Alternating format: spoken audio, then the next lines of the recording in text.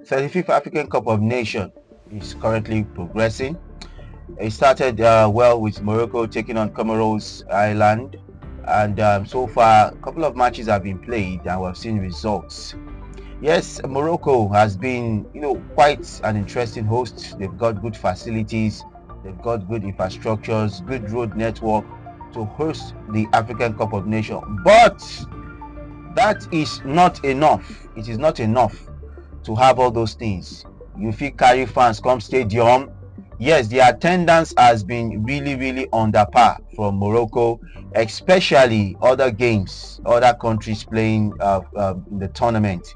The attendance has been below average. One side of the field is covered with few people, the other side is empty, the north side is empty, the west side is empty. No matter whichever way you want to categorize the size of the stadium, bottom line, the attendance has been so low. No be to host competition if you carry fans come stadium.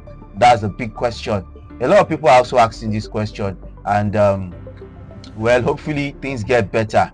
I don't know what the campaign looked like in Morocco, how to canvas the fans to come watch the game of football. Not forgetting, Morocco is actually a decent, passionate footballing country.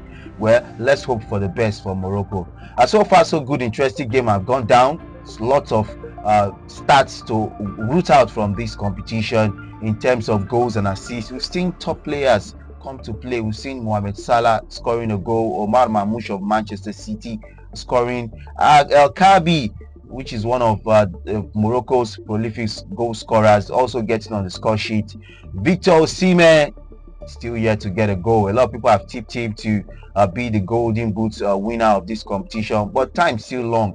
Time is still on his side to become the highest goal scorer in the African Cup of Nations. Not forgetting there are also prolific strikers like the likes of Salah, the likes of Omar Mamouche, the likes of El Kabi, and lots of them that I can't mention right now. Games went down. Morocco started defeating Comoros by 2-1. It went straight to South Africa beating Angola by 2-1. Egypt beating Zimbabwe by 2-1. DR Congo, Democratic Republic of Congo, beat Benin by 1-0. Senegal beat Botswana 3-0. Nigeria beat Tanzania by 2-1. Tunisia 3, Uganda 1. The big sides are making things count for themselves on paper and on the pitch as well.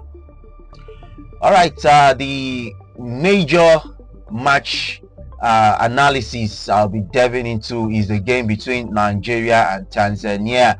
And looking at this game, interesting game. It was quite not a dull one.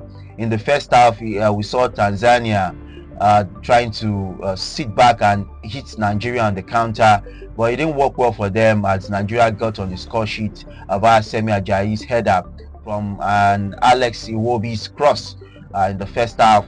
Then in the second half, Tanzanians decided to show some more attacking bite, and they got a goal.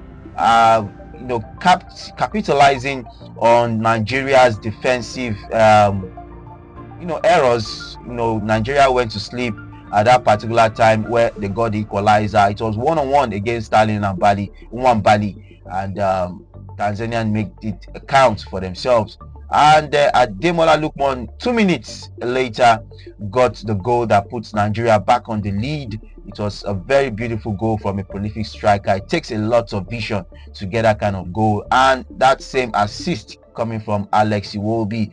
Alex Iwobi has been a little bit on the fire from Nigerian fans. They feel he does well at Fulham, and when it comes to Nigerian national team, he drops the heat maybe a bit than he's supposed to do it. But yesterday he was everywhere. He was throwing the long balls, he was winning balls. Yes, something rare of Alex Iwobi, and getting the assists. In my opinion, I would want to tip him for the match player of the match. But Semi Ajayi also put up a decent performance for a defender to come and score a goal, and also he was superb in the defense for Nigeria yesterday.